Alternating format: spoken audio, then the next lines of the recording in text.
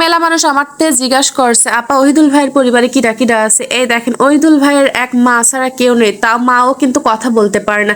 এক কথায় সেও কিন্তু প্রতিবন্ধী, আপনারা কথা শুনে বুঝতে পারছেন, ইশারা করে কথা বলে। কিন্তু এই দেখেন রান্না করতেছে, মানে এখন বাজে কিন্তু দুপুর 12টা পার হয়ে গেছে। দুপুর মানে সকালের রান্না দুপুরবেলা একবারই করে রান্না করতেছে।